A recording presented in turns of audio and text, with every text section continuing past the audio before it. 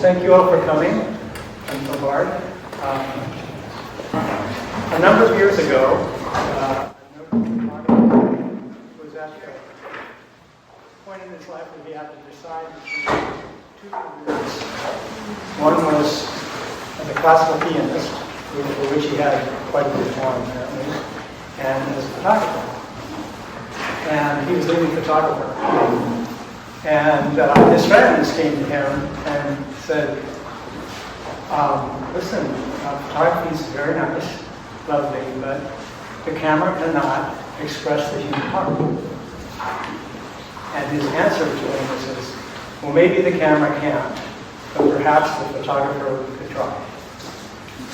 So I heard this story at a time when I was also at a point where I was trying to decide to change careers.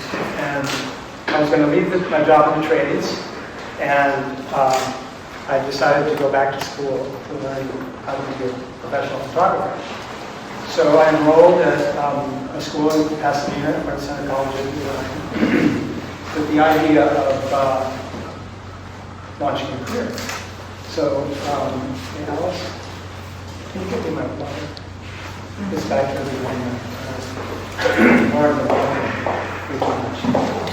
So anyways, I went to school looking to express the human heart and learned the craft you needed to become a commercial photographer. And I opened a studio after I graduated my newly minted diploma in BFA in photography, and, you know, firing my belly, really growing.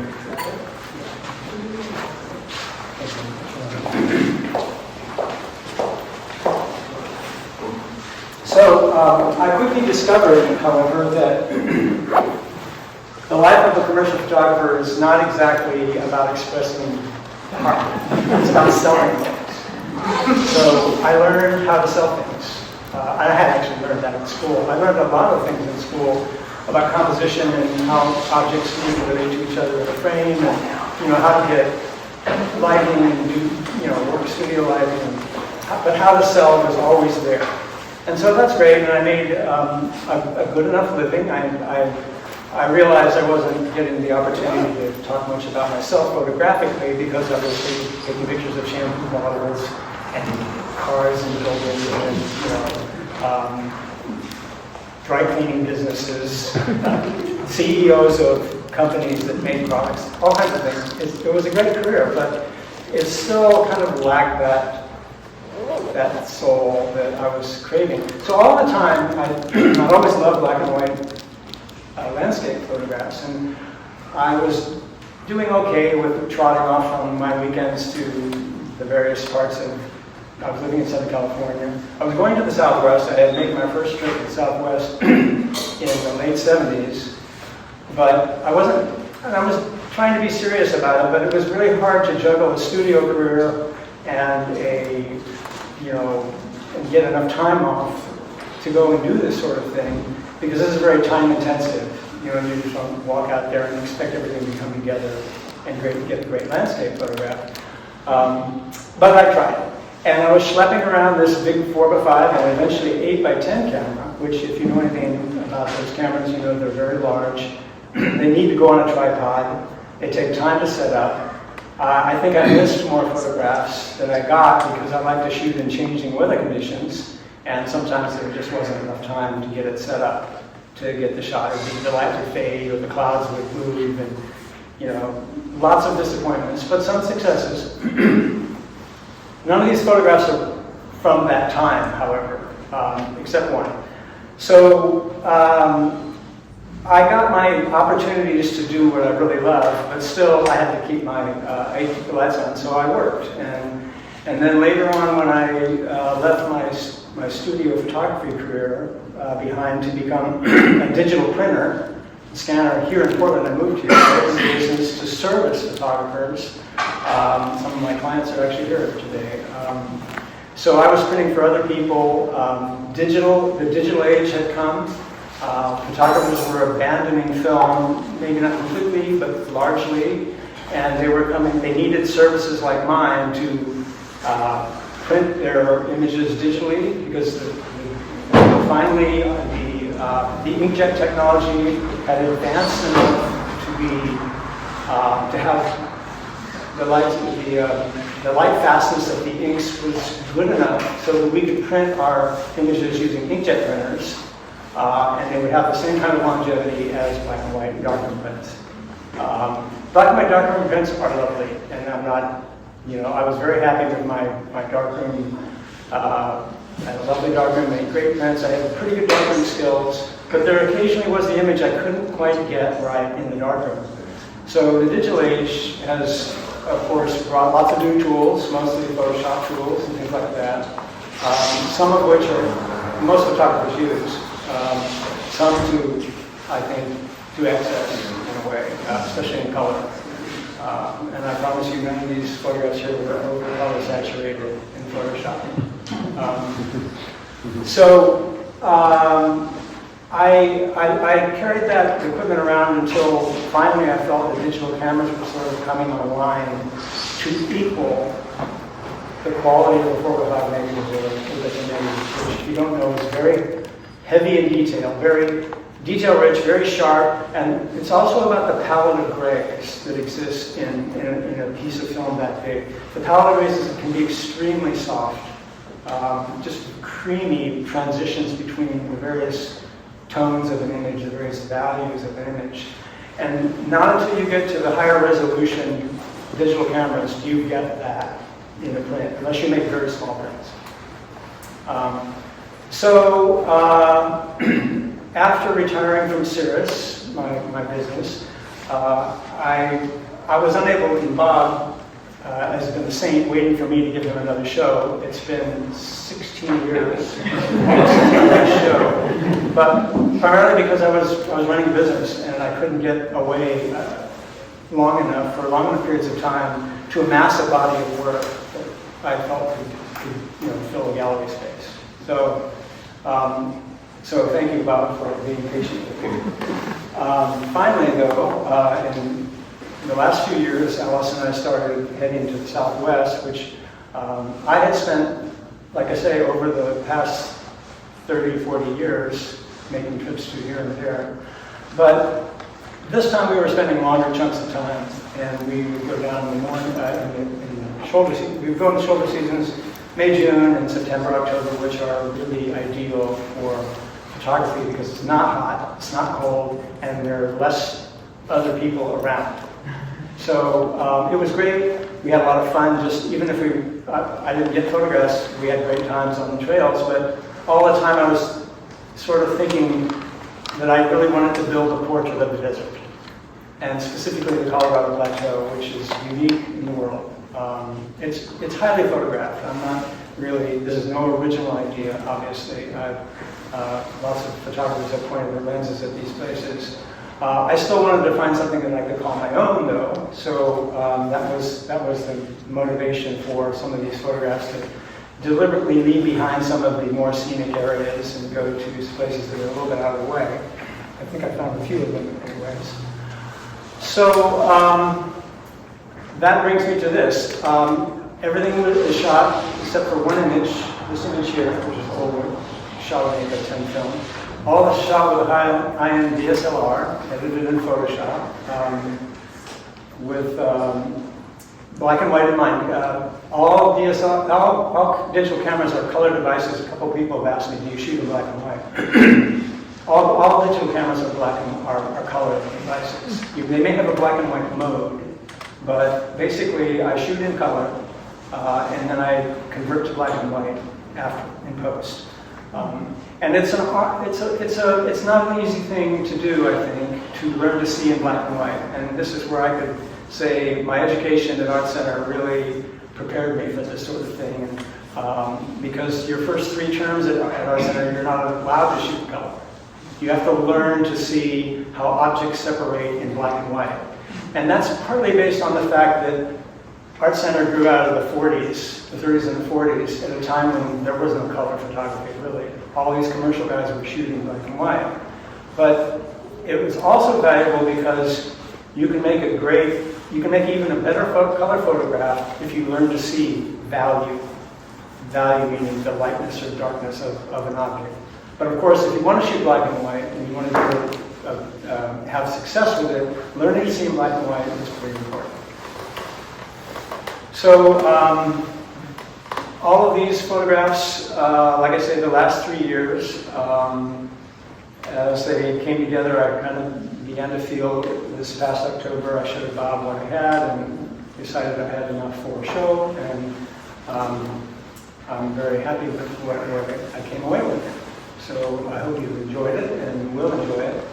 I want to say a few things here about and introduce two people. But first of all, there's an organization, a nationwide organization called the Southern Utah Wilderness Alliance. They've been around since the 80s, I believe. I've been a member for 30 years. And they are on the forefront of the rather difficult battle of preserving the wildlands of Utah and keeping the what's wild and healthy environmentally that way.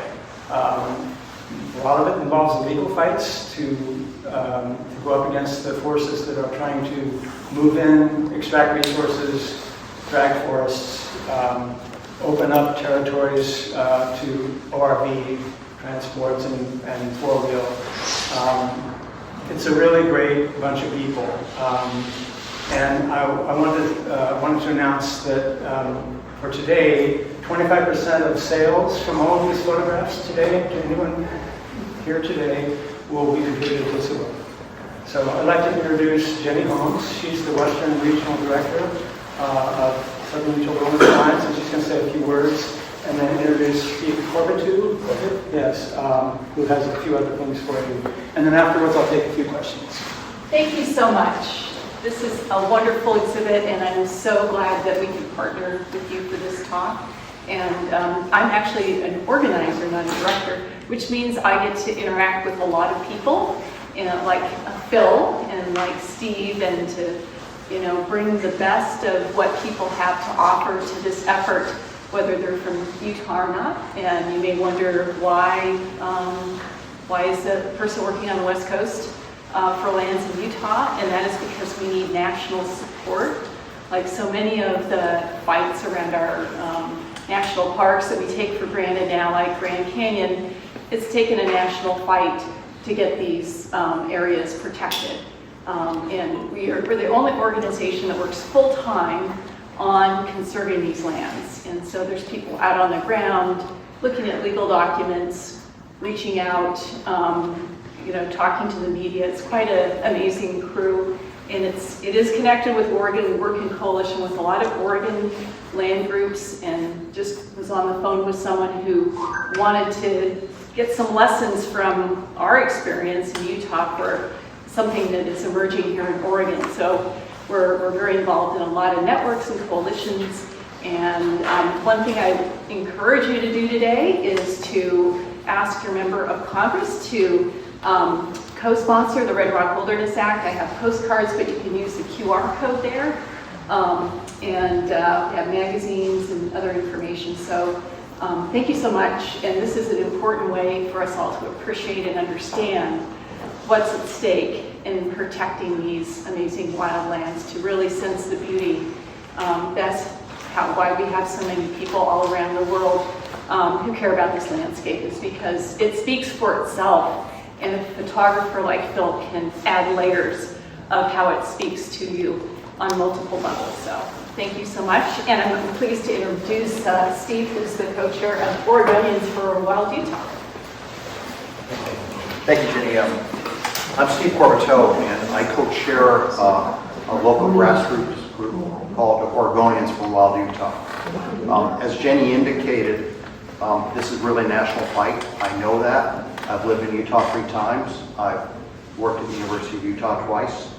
This is a battle to protect lands from hydrocarbon extraction, mining, and continued grazing.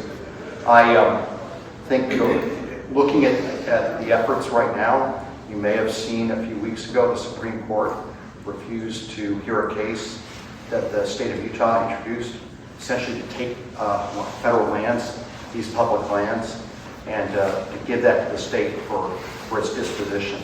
This fight is going to go on, particularly in this current era, and we're part of, our local group is part of the Utah Wilderness Coalition. As is SUA, we support SUA. We organize webinars. We contact our delegation. We participate in wilderness weeks on Capitol Hill. And we basically try to build awareness around this issue. We have 2 new representatives in Oregon this year. Lori Chavez, who's my representative, as well as Maxine Dexter, who I believe represents where we are right now. So this is an important fight. The land is under a lot of threats, probably the greatest threats in my lifetime, and I go back in Utah to the 1970s. So I'm glad to talk to you about the effort. Encourage you to support SUA. And I'll say one more thing out of fairness, because I do have a background in field science. Some of these photos are taken outside of Utah and filled with bird of the Colorado Plateau. If you don't know that, it's the large feature that includes the national parks in Utah, as well as the Grand Canyon, Mesa Verde. There are locations such as this in New Mexico that are really amazing. But if you know northwestern Mexico, San Juan County, it's one of the largest producers of hydrocarbons, coal, gas, and oil in the United States. And there's a lot of pressure on these areas. This is where Chocolate Canyon is as well. So again, we're glad to talk to you about this, and want to thank Phil for his partnership in supporting these efforts. And again, thank you for coming out. Good people. So they have information here if you want to know more. I don't want to turn this into a political event, but my heart is dearly in the efforts that people are making against some extremely tough legal battles. The state of Utah, you mentioned, is trying to take back all the federal land into state ownership, which they ceded the rights to manage when they became a state. So they're trying to go back and take all of that. One final point is, it's known that they don't have the finances to manage the 18 million acres that they want to grab, so they would have to sell it off. They would have to sell a large part of it off to get the money. So that's land that you and I own. And they have 12 other states, I believe, interested in this lawsuit. So there will be battles to come. So anyways, back to the work and the places. I guess for me, it's about going somewhere, and I was asked this a couple of times earlier, how do you know when you got it? Sometimes I don't, but I have a sense. Sometimes it happens when I get back and I sort through the images, but sometimes, you get someplace and it just gets you, it just grabs you, and you want to communicate that. And photography has a way of putting things, of being able to communicate things that have no words. Express the heart, after all. So that's what I've tried to do with this body of work, and I wanted to bring it to other people. And so thank you for coming and partaking and listening to me carry on about it. So I'll take a few questions if anybody has them. Can you help me see in black and white?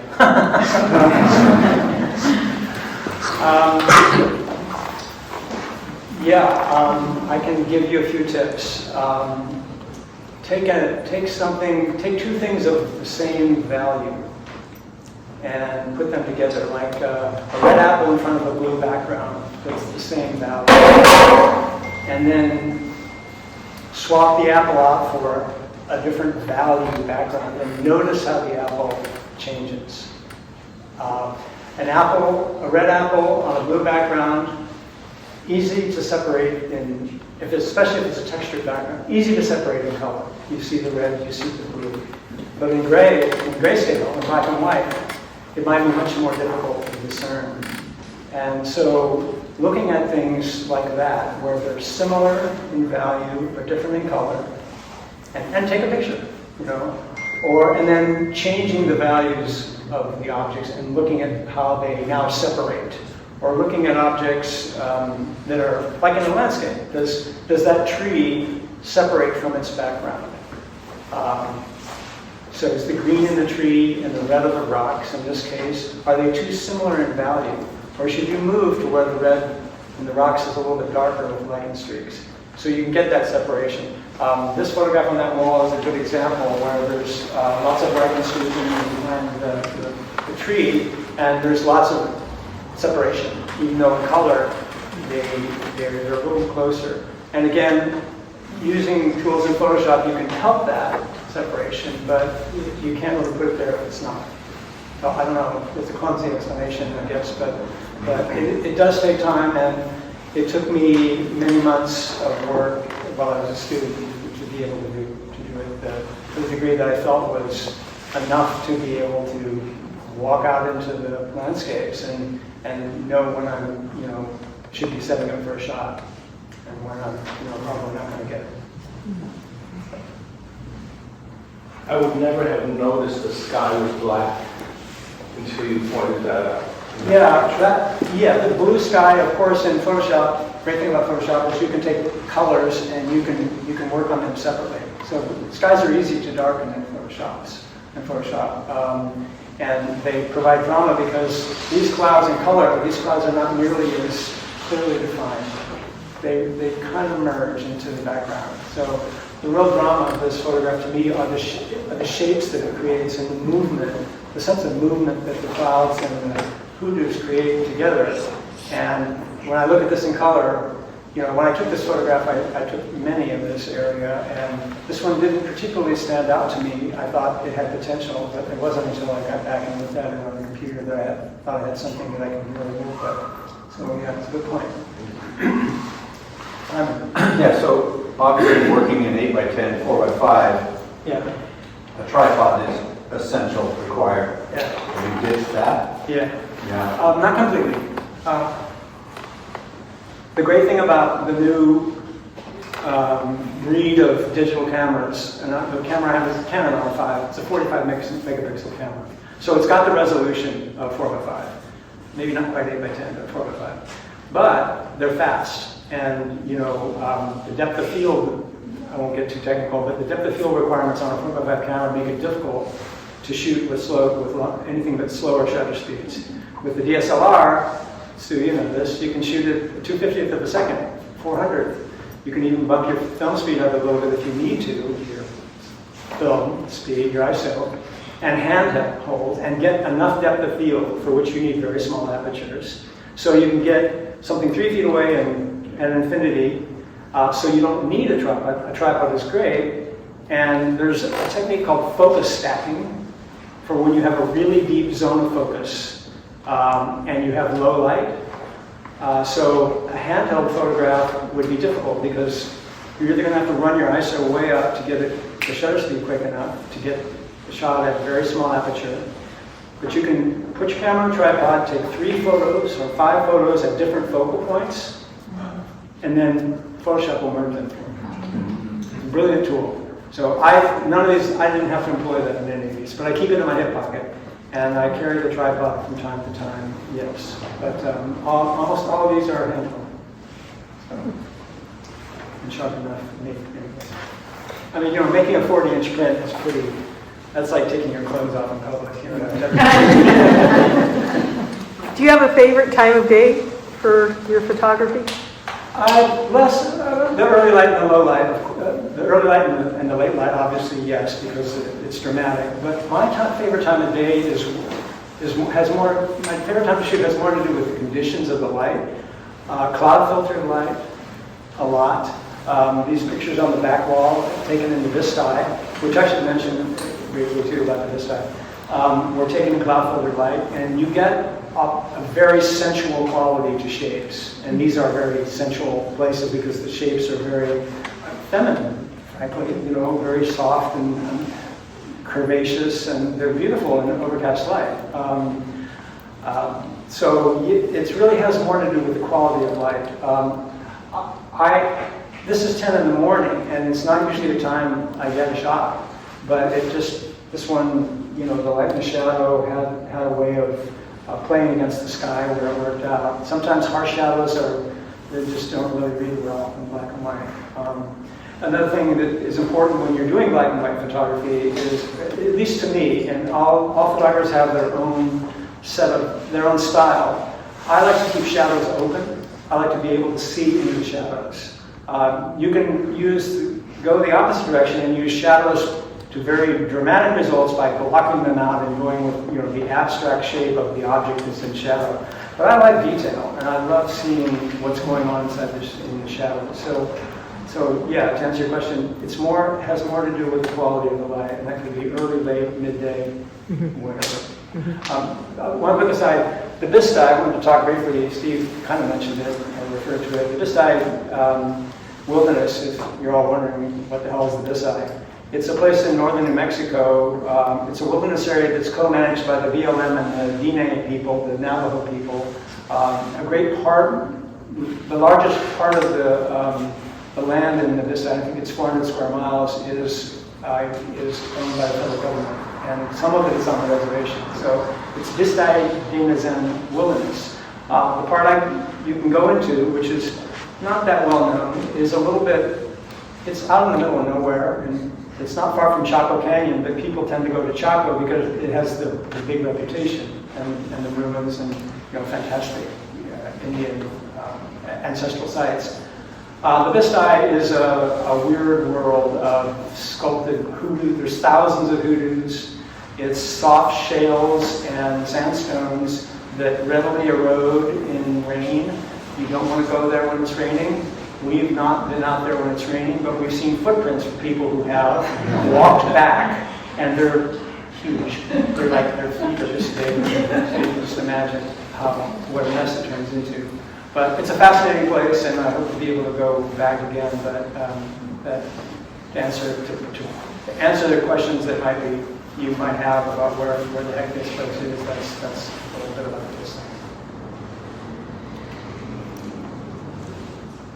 Some of these photos seem to be taken from up high. Yeah, no drones. Although I wanted a drone, it's a lot of fun. This photograph here, particularly at Ghost Ranch, this is up on Chimney Rock, so you can walk up quite high. So not an airplane. No, it's no aerial. From Ghost Ranch has, as you know, Jojo Pete's place of residence. It's a fascinating place, and this is the only time we've been there, and we're constantly walking around going, "Oh, that's that thing she painted." It's terrific, but there's one really good hike up to a fairly high spot. You're maybe 800 feet above the desert floor, and that's where this is from. It's called Chimney Rock. And it's colorful, obviously. Plenty of color out there, so color photography can go wrong. But I love the textures and just these big heaps of stone. They're really stony. Phil, do you ever use the way rain can make colors pop? You ever use that, leverage it to make more contrast or more drama in a black and white photo? You can. The Painted Hills in Oregon, that happens there. Yeah. This one was a dry day. This is the only photograph that's not from the Southwest, and I think I mentioned the only photograph that's on film. But the Painted Hills can be pretty dramatic that way. Yes, but if it's not there, the color manipulation characteristics in Photoshop, the Cortez photograph, the erosion slopes there, those are shades of yellow and orange and red, and they're not that varied in contrast to the eye. So bumping them up, though, really kind of emphasizes the textures that are there. So you don't really need the rain. You're stuck with it in color. Because if you veer too far from reality in color, it's immediately noticeable. In black and white, it's a false reality anyways. So it's not like you can do what you want, but you have a lot of liberty, and people accept it. The viewer accepts it because they, in a way, viewing black and white photographs is an indulgence in the fantasy of an image. And it's not supposed to be completely real. It's a more surreal, more false reality, I would say. So it's acceptable, but in color, you're very limited. And we go look at any postcard rack. You see stuff that's way over the top, sunsets that don't look right, and okay, have fun. Do what sells. But I don't know. It doesn't appeal to me. I do some color work from time to time, but I think that you have to be very careful with color. I mean, you want to, you really, it's important to remember you're trying to portray what the lens sees, not what the photographer can necessarily whip up afterwards because maybe he feels it could be better with more color, or, you know, an exaggerated moon in the background, or whatever you want to do, in a way of manipulating the physical, you know, objects in the photo. So, I hope that answers your question. It does. I have to say that being red-green colorblind, I like the way black and white levels the playing field. Talk to this man. I don't embarrass myself as much.